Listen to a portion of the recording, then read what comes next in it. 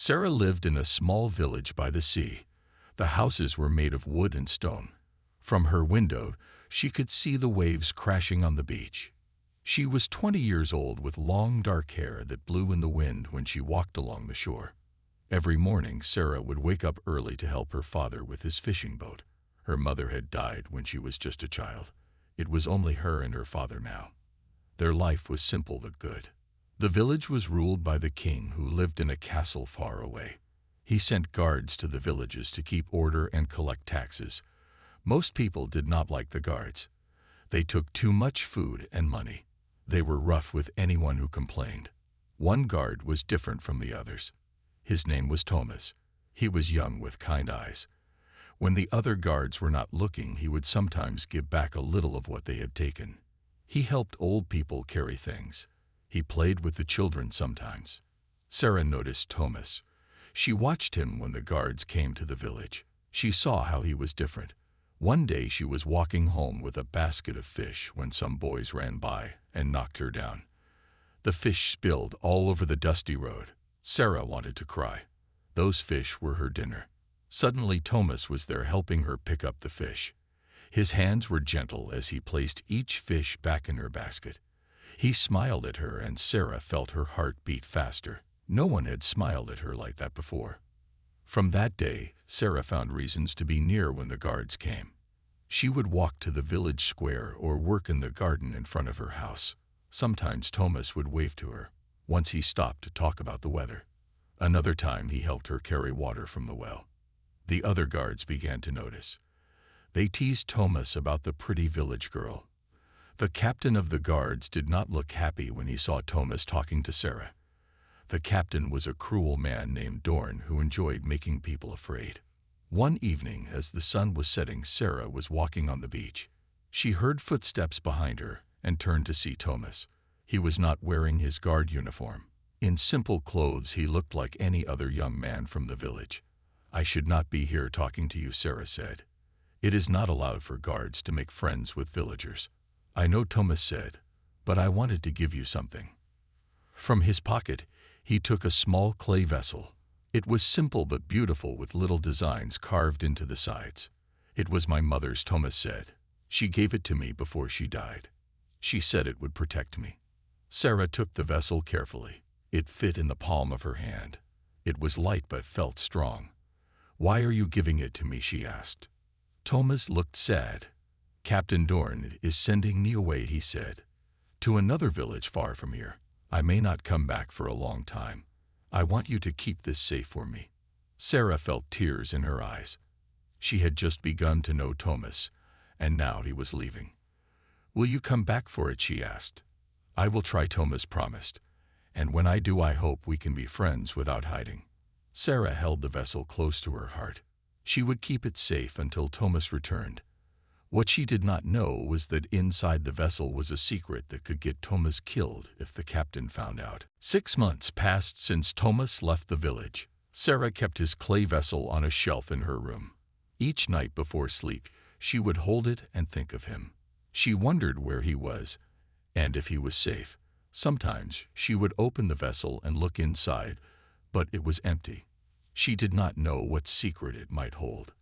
Life in the village grew harder. The king sent more guards. They took more food and money than before. People were hungry. The winter was cold, and there was not enough wood for fires. Sarah and her father ate one meal each day to make their food last longer. Captain Dorn came to the village more often now. He seemed to watch Sarah when she walked to the well or the market. His eyes were cold. She did not like the way he looked at her. She tried to stay inside when he was near. One day, Captain Dorn came to Sarah's house. He stood at the door looking too big in the small room. Sarah was alone. Her father was out fishing. The captain smiled, but his eyes stayed cold. "The girl who caught the eye of my young guard," he said. "I see why he liked you. You are pretty." Sarah stepped back. "What do you want?" she asked. Captain Dorn looked around the small house. "I wonder if he gave you anything to keep for him," he said. "A message perhaps, or a token." Sarah thought of the vessel on her shelf. Her heart beat faster. "No," she said. "He gave me nothing." The captain did not believe her. He began to look around the house. He opened boxes and moved pots. Sarah stood still, hoping he would not go into her room. But he did. He saw the vessel right away. It sat on the shelf, glowing in the afternoon sun. The captain picked it up and turned it over in his hands. "So he did give you something," he said. "What is inside it?" "Nothing," Sarah said. "It is just a clay pot." It belonged to his mother.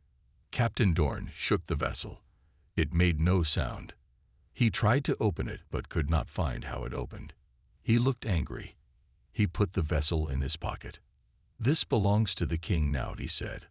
"All the property of guards belongs to the king." Sarah wanted to cry. The vessel was the only thing she had of Thomas. "Please," she said. "It is just a simple pot. It means nothing to the king." The captain smiled his cold smile. "But it means something to you," he said. "And to my young guard. That makes it worth taking." After the captain left, Sarah sat on her bed and cried. She had failed to keep Thomas' vessel safe. What would he think when he came back and found it gone? 2 weeks later, Sarah was in the market when she heard people talking. A group of guards had arrived with a prisoner. It was a guard who had betrayed the king. Sarah pushed through the crowd to see. Her heart nearly stopped. The prisoner was Thomas. His hands were tied. His face was bruised. He looked thin and tired. The other guards pushed him toward the jail. As he passed near Sarah, their eyes met. His were full of sadness. He shook his head slightly as if to say, "Do not help me." Captain Dorn stood watching. When he saw Sarah looking at Thomas, he smiled. That night he came to Sarah's house again. This time her father was home. The captain told them that Thomas had been caught helping villagers hide food from the king's men. He would be punished. "And if anyone tries to help him, they will be punished too," the captain said, looking at Sarah. He took the clay vessel from his pocket. "We still have not discovered what is special about this," he said. "But we will." Sarah could not sleep that night. She kept thinking of Thomas in the village jail. The building was small and dark, with no windows. It was cold inside. She knew because once when she was a child she had peeked in when the door was open. In the morning, Sarah took food to the jail. She told the guard at the door she wanted to give food to the prisoner. The guard laughed. "The traitor gets no food today," he said. "Captain's orders." Sarah did not give up. The next day, she went again with food. A different guard was at the door. He was younger and looked tired. Sarah smiled at him. "The prisoner needs to eat," she said, "or he will be too weak to travel when the captain wants to move him." The guard looked unsure. Then he nodded. "Give it to me," he said. "I will take it to him." Sarah handed him the bread and cheese she had brought. Something else was hidden inside the bread. A small knife. It might help Thomas escape. For 3 days, Sarah brought food. Each time she hid something that might help. A piece of rope. A flint for making fire. A small bottle of her father's strongest drink that could make a guard sleep if mixed with water. On the 4th day, Captain Dorn was at the jail when she arrived. "What are you doing here?" he asked. "Bringing food for the prisoner," Sarah said, trying to sound calm. The guard said it was allowed. The captain took the food from her hands. He broke open the bread looking for hidden things. Today there was nothing. Sarah had been careful. "No more food," Captain Dorn said. "The prisoner leaves tomorrow for the king's city. He will face trial there." Then he smiled his cruel smile. "He will never return to this village. You should forget him." That night Sarah made her plans. She would follow Thomas and the guards when they left for the king's city. She did not know what she would do when she got there, but she had to try something. She packed a small bag with food and her warmest clothes. She took the money she had been saving for new fishing nets. Before the sun rose, Sarah was hiding in the woods near the road. She saw the guards bring Thomas out of the jail. His hands were still tied. He looked even thinner than before. Captain Dorn led the way on his big horse. 2 other guards walked beside Thomas. They began to march down the road toward the king's city. Sarah followed, staying in the woods so they would not see her. It was hard to keep up. The guards walked fast, and she had to be careful not to make noise. By afternoon, she was tired, and her feet hurt. The guards stopped by a stream to rest and eat. Sarah stayed hidden watching them. Captain Dorn took something from his pocket. It was the clay vessel. He held it up so Thomas could see it. "Tell me how to open it," he said. "Tell me what is inside." Thomas said nothing. His face showed no feeling. The captain hit him hard across the face. Thomas fell to the ground. Still he said nothing. Sarah wanted to run out and help him. But what could she do against 3 armed guards? She stayed hidden and watched. After they ate, the guards continued their march. Sarah followed even though she was very tired now. As the sun began to set, the guards made camp in a small clearing. They tied Thomas to a tree and built a fire. Soon the guards were eating and drinking.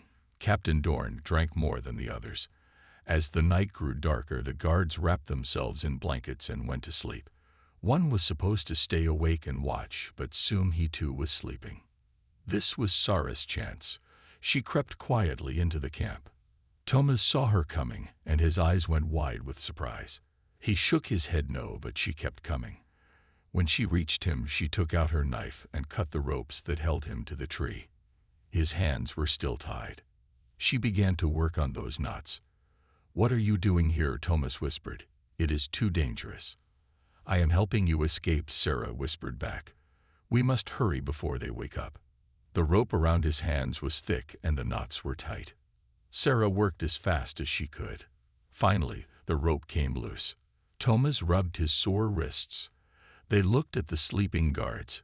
Captain Dorn was snoring loudly. The clay vessel was on the ground next to Captain Dorn. Thomas pointed to it. "I need to get that back," he whispered. "It is important."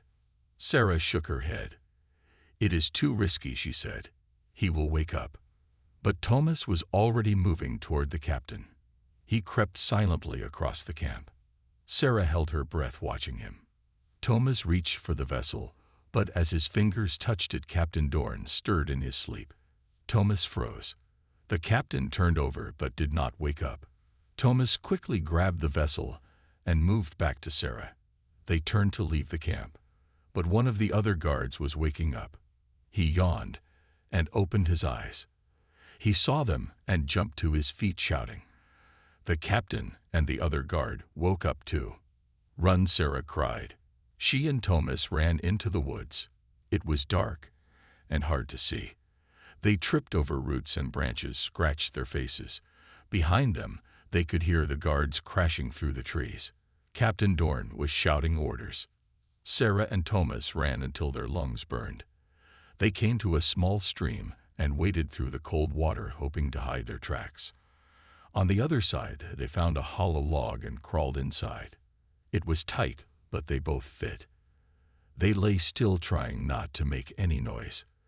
The guards searched for a long time. Sometimes they came very close to the log. Sarah was sure they would be found.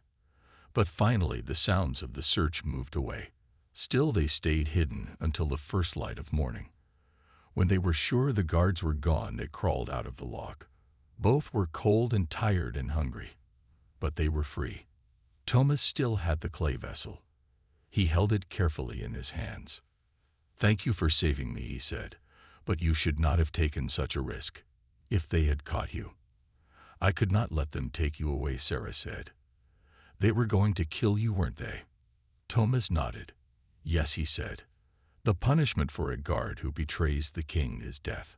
Sarah looked at the vessel in his hands. "What is so special about it?" she asked. "Why does Captain Dorn want it so badly?" Thomas hesitated. Then he turned the vessel over. On the bottom was a small mark that looked like a leaf.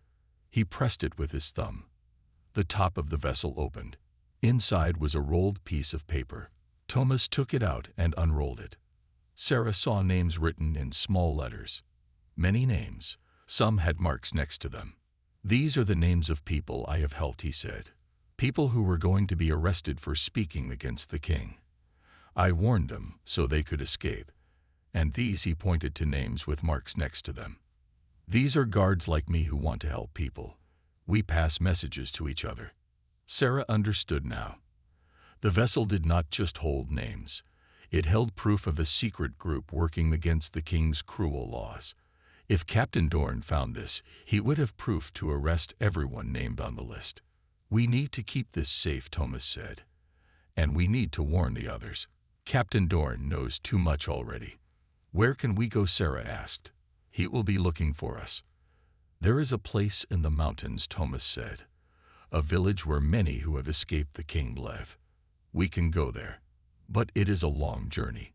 Many days of walking. And we must be careful. The king's guards will be looking for us." Sarah thought of her father. He would worry when she did not come home. But she could not go back now. Captain Dorn would be watching the village. She had chosen her path when she helped Thomas escape. "I will go with you," she said. They began walking, staying in the woods away from roads and villages. They ate berries and roots that Thomas knew were safe. They drank from streams. At night, they made shelters from branches. It was hard, but Sarah did not complain. She was with Thomas. That was what mattered. On the third day, they heard horses on the road. They hid and watched as a group of the king's guards rode by. Captain Dorn was leading them. His face was angry. They were still being hunted. That night, as they sat by a small fire, Thomas showed Sarah how to open and close the vessel. The mark that looked like a leaf was hard to see unless you knew it was there. She practiced until she could do it easily. After 7 days of walking, they reached the mountains. The paths were steep and rocky. Sarah was tired. Her feet hurt and her clothes were torn. But she kept going. Thomas seemed to know the way. He had been here before. As they climbed higher, the air grew colder. Snow covered the ground in places, even though it was summer in the valleys below. Sarah wished she had brought warmer clothes. At night, they huddled close for warmth. Thomas would hold her hand until she fell asleep. On the 10th day, they saw smoke rising from a valley between 2 tall peaks. Thomas pointed to it. "That's where we are going," he said. "The hidden village. We are almost there." They were so close to safety. But as they started down the path toward the valley, they heard voices behind them. Guards. Somehow Captain Dorn had tracked them even here. "Hide," Thomas said, pushing Sarah toward some large rocks. The vessel was in his hands. He pressed it into her arms. "Take this," he said. "Get to the village. I will lead them away." "No," Sarah cried. "I won't leave you." Thomas touched her face gently. "You must," he said. "The names in the vessel are more important than either of us. If Captain Dorn gets them, many people will die. Go now, please." Sarah wanted to argue, but she knew he was right. The vessel had to be protected. She took it and hid behind the rocks. Thomas ran along the path, making noise to draw the guards' attention. It worked. She heard them shout and follow him. When they were gone, Sarah came out of hiding. She could go down to the village now. She would be safe there, but Thomas would be caught. She looked at the vessel in her hands, the thing that had started all this trouble, a simple clay pot that held dangerous secrets. Sarah made her decision. She would not go to the village yet. She would follow the guards. Maybe there was still a way to help Thomas. Carefully, she placed the vessel in a crack between 2 rocks and covered it with smaller stones. She would come back for it later. Right now, Thomas needed her. She followed the sounds of the guards. They were not trying to be quiet. Their voices echoed off the mountain walls. She stayed far enough behind that they would not see her. The path went up toward a high pass between 2 peaks. It was getting colder. Snow covered more of the ground now. Sarah saw them ahead. 4 guards with Captain Dorn in the lead. They had caught Thomas. His hands were tied again. They were pushing him along the path. He stumbled and fell. One of the guards kicked him. Sarah felt anger burn inside her. The guards stopped when they reached the highest point of the pass. A cold wind blew snow around them. Captain Dorn said something to Thomas that Sarah could not hear. Then he hit him hard in the face. Thomas fell to his knees. Sarah looked around for a weapon, something to distract the guards. She found only stones. She picked up as many as she could carry and moved closer. When she was near enough, she threw a stone as hard as she could. It hit one of the guards in the back of the head. He cried out in surprise and pain. The guards turned to see who had attacked them. Sarah threw more stones. One hit Captain Dorn in the face. Blood ran from a cut on his cheek. He shouted orders. 2 guards started towards Sarah. She turned and ran, knowing they would follow her. That was her plan, to draw some of them away from Thomas. She ran back down the path toward where she had hidden the vessel. The guards followed. She was faster on the mountain paths than they were in their heavy boots. She reached the rocks where she had hidden the vessel. Quickly she dug it out and held it tight. Now she needed to get to the village. But the guards were too close. She could not run fast enough. Sarah looked around desperately. There was nowhere to hide. The guards were coming closer. She could hear their heavy breathing.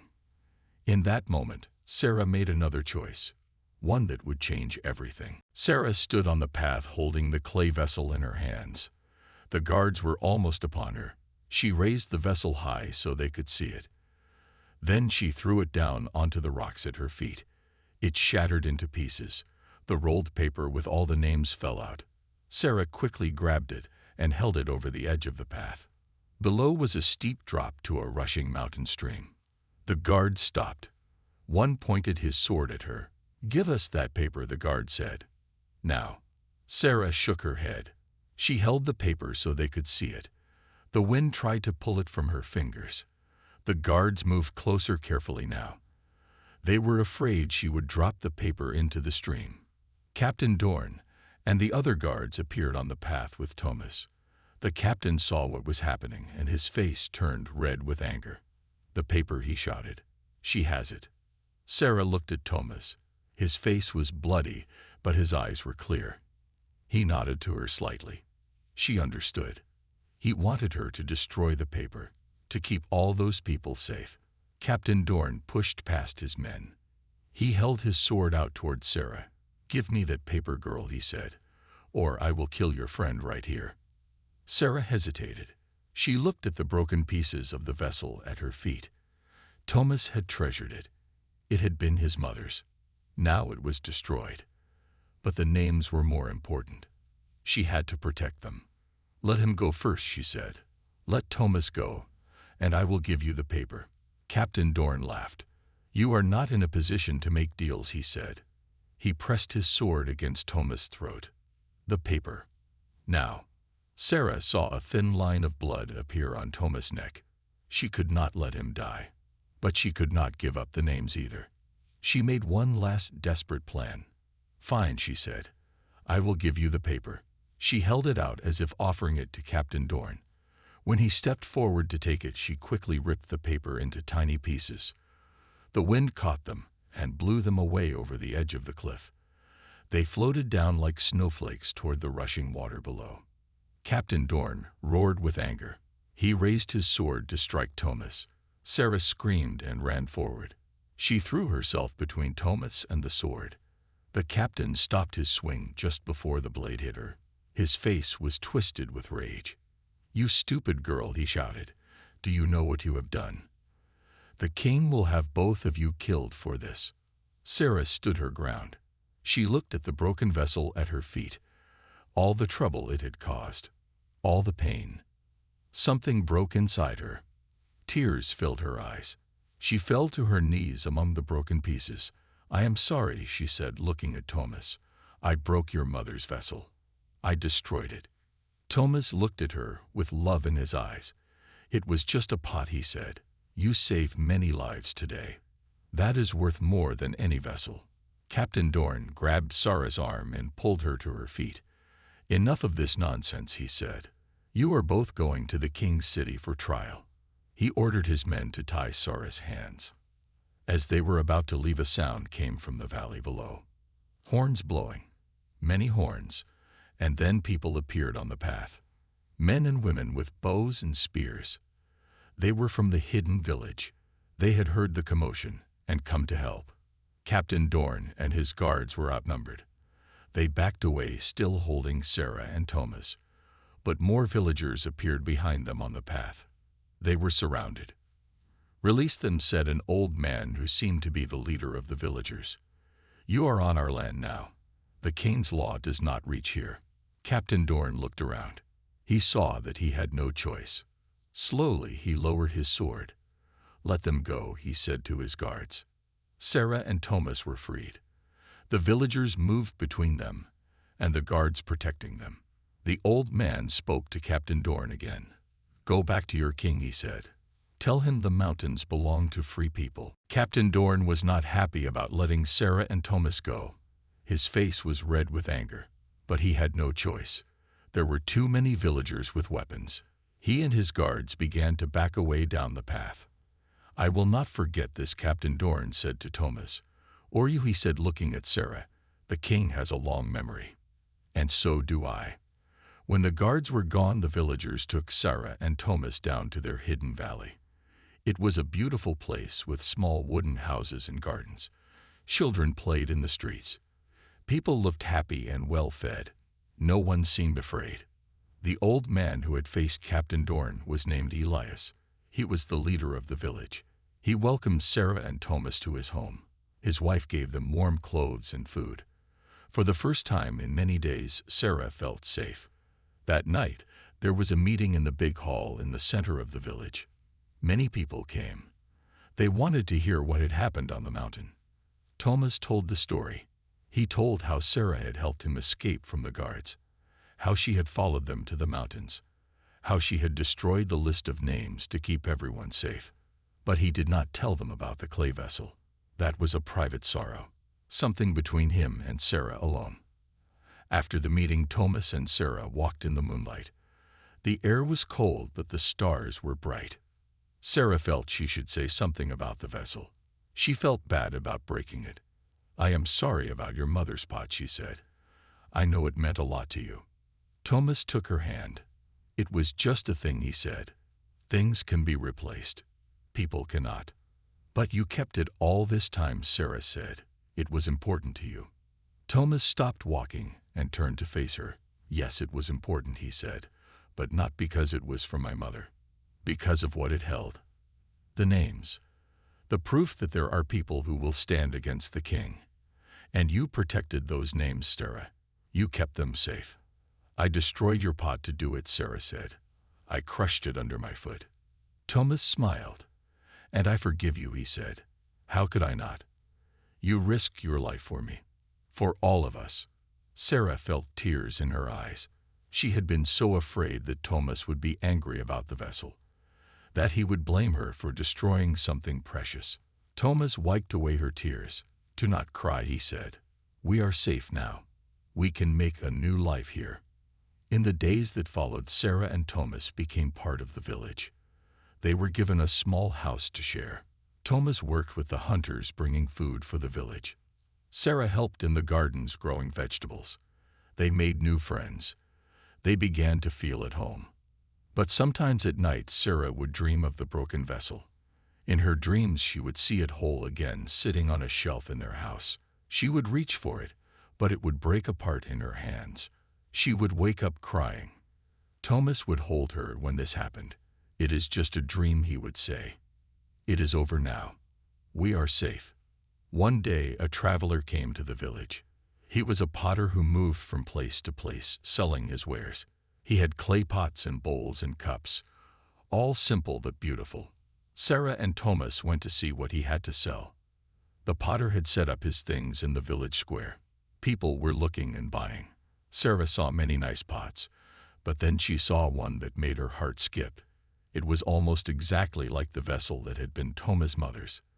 The same shape, the same size, even the color was similar. She picked it up carefully. It felt right in her hands. She showed it to Thomas. His eyes widened when he saw it. "It is so like the other one," he said. Sarah knew she had to buy it. She asked the potter how much it cost. The price was high, more than she had. But Thomas added his money to hers. Together they had enough. They took the new vessel home and placed it on a shelf. It looked right there, like it belonged. Sarah felt some of her guilt begin to fade. That night, as they sat by their fire, Thomas took the vessel down from the shelf. He turned it over in his hands. "This is good work," he said. "Strong clay. It will last many years. He handed it to Sarah. It is yours, he said, to keep your secrets in. Sarah shook her head. It is ours, she said, to share, like everything else. Spring came to the mountain village. Snow melted, showing green grass beneath. Flowers bloomed in the meadows. Sarah and Thomas had been there almost a year now. They had made many friends. They had learned the ways of the mountain people. They were happy. One morning a boy came running into the village. "Riders coming," he shouted. Many riders, on the lower path. Everyone grew worried. Riders could mean the king's men. Guards coming to attack the village. People began to gather weapons. Thomas joined the men who would defend the village. Sarah wanted to go too, but he asked her to stay and help prepare the children and old people to hide if needed. Elias, the village leader, took 20 men and women and went down the path to meet the riders. Thomas was with them. Sarah watched them go, her heart filled with fear. She remembered Captain Dorn's words. The king has a long memory. Had he come back with more men to take revenge? Sarah went to their house and took the clay vessel from its shelf. She held it close, feeling its smooth surface. It had become a symbol to her. Of Thomas. Of their life together. Of the choices they had made. She waited with the other women in the village square. Some held children. Some held weapons. All watched the path for any sign of their men returning, or for signs of attack. After what seemed like hours, they heard footsteps on the path. Sarah held her breath. Then Elias appeared. Behind him came Thomas. They were smiling. There was no danger. The riders were not the king's men, Elias announced to the waiting village. They are from other villages like ours. People who have escaped the king. They'd bring news. Good news. Everyone gathered to hear. Thomas found Sarah and held her hand tight. She could feel that he was excited. A man Sarah did not know stood on a rock so all could see him. "The king is dead," he shouted. "His own son has taken the throne. The new king has ended the harsh laws, the cruel taxes, the taking of food from villages. He has even freed prisoners who spoke against his father." The village erupted in cheers. People hugged each other. Some cried with joy. Sarah felt a weight lift from her heart. They would not have to hide anymore. That night there was a great celebration. Food and drink were shared. People danced around fires. Music filled the air. Sarah and Thomas joined the dancing. They spun and laughed until they were breathless. Later, as they sat resting, Thomas asked Sarah a question. "Will you go back to your village by the sea now, to see your father?" Sarah had been thinking about this since hearing the news. "Yes," she said. "I want to know if he is well. I left without saying goodbye. He must have been so worried." "I will go with you," Thomas said. "And then?" He hesitated. "And then maybe we could stay there, by the sea, if you want to." Sarah looked at him surprised. "You would leave the mountains, this safe place, to go back to my village?" Thomas nodded. "The sea is in your blood," he said. "I see how you look at the mountain streams, always wondering where the water goes, always looking down toward the distant coast. You miss it." Sarah could not deny it. She did miss the sea, the sound of waves, the smell of salt air, the wide open sky. "But what would you do there?" she asked. "You cannot be a guard again." Thomas laughed. "No," he said, "never that. But I can fish, I can build, I can learn. And now with the new king things will be better in all the villages. We can have a good life there." They decided to leave in a week. When they told their friends, there was sadness but also understanding. Many people were planning to return to their own villages now that it was safe. The hidden village would always be there for those who needed it, but many yearned for their old homes. Sarah packed their few belongings carefully. The clay vessel was wrapped in soft cloth and placed on top. It would go with them to their new home. The journey down from the mountains was easier than the climb had been a year ago. Spring had made the paths green. Birds sang in the trees. Streams ran full with melting snow. They walked hand in hand, enjoying the journey. As they got closer to the sea, Sarah grew more excited. She could smell salt in the air. She walked faster, pulling Thomas along. They crested a hill, and there it was, the wide blue sea stretching to the horizon. Sarah stopped and just looked. Tears filled her eyes. She was home. Sarah's village looked much the same. Small houses along the shore, fishing boats pulled up on the beach, nets drying in the sun. But there were differences too. The houses had been painted. There were more boats than before. People looked happier. As they walked through, the village people stopped to stare. At first, they did not recognize Sarah. She had changed in the year she had been gone. Her skin was darker from mountain sun. Her hair was longer. She stood taller, more confident. Then someone called her name. A woman ran toward her, arms open wide. It was her father's sister, her aunt. "Sarah, Sarah, you have come back," the woman cried, hugging her tight. "We thought you were dead. Your father has been sick with worry." Sarah hugged her aunt. She had missed her too. "Where is he?" she asked. "Where is my father?" "In your house," her aunt said. "He is mending nets. Always working, that man." They hurried to the small house by the water. It looked the same, but the roof had been fixed. New shells hung by the door. Sarah took a deep breath and knocked. The door opened. A big man with a beard stood there. He looked older, sadder. It was her father. For a moment he just stared at her. Then with a cry he pulled her into his arms, his strong fisherman's arms that had held her as a child. "My girl," he kept saying. "My girl has come home." When the first joy of reunion had passed, they sat together in the small house. Sarah introduced Thomas. She explained that he had been a guard, but was not anymore. She did not tell the whole story of their escape and journey. That could come later. For now it was enough that she was home and her father was well. Her father looked at Thomas with some doubt. "A guard," he said. "Even a former one was not easily trusted." "He saved my life," Sarah said. "Many times. And I saved his." She reached for Thomas' hand. "We want to live here by the sea. Together." Her father was quiet for a long time. Then he nodded slowly. "If he makes you happy," he said. "And if he works hard, then he can stay." Thomas promised he would work very hard. He would learn to fish. He would help build boats. He would do whatever was needed. In the days that followed, Sarah and Thomas settled into life in the village. They stayed with her father at first. Later they would build their own small house nearby. Thomas learned quickly. The other fishermen were surprised at how good he was on the sea, how strong his arms were with the nets. Let me continue with the final part of the story. The new clay vessel sat on a shelf in their home. It was not the same as the one Thomas had lost. That one could never be replaced. But this new one had its own meaning.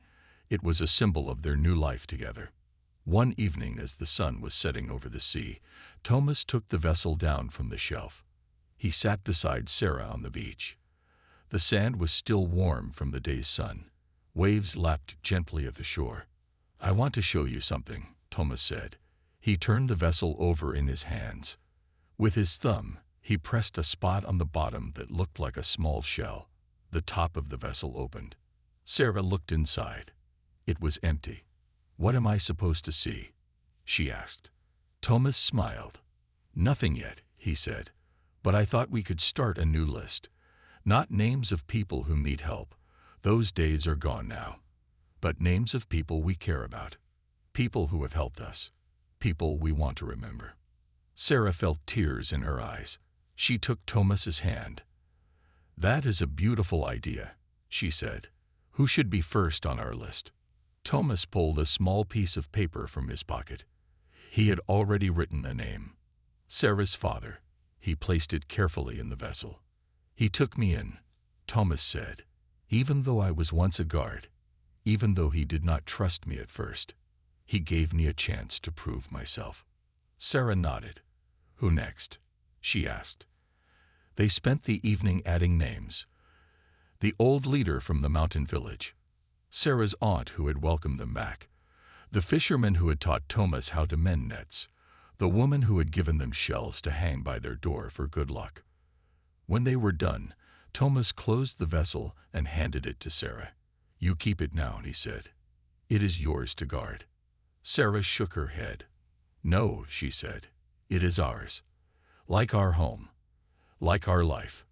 She remembered that day on the mountain when she had crushed the old vessel beneath her foot. How she had wept and begged Thomas to forgive her. Now she understood why he had forgiven her so easily. He had known even then what she was just learning, that some things were more important than objects, that forgiveness was stronger than anger, that love was worth any sacrifice. As the last light faded from the sky, Sarah and Thomas walked back to their small house by the sea. The vessel sat on its shelf, whole and unbroken. Inside were the names of people they loved, a simple clay pot that held not secrets now, but memories, not fear, but hope. And when Captain Dorn came to the village many months later, no longer a captain, but just a man seeking his own forgiveness, his name too was added to the list. For in forgiveness, they had all found freedom. In letting go of the past, they had found their future. And in the simple clay vessel that had once caused so much pain, they now kept the record of their joy.